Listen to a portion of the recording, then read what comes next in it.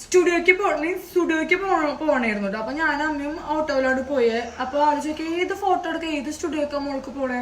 കാരണം അന്നും ഇന്ന് എപ്പോഴും സ്റ്റുഡിയോന്ന് വരില്ല, സ്റ്റുഡിയോന്ന് വരുന്നുള്ളൂ.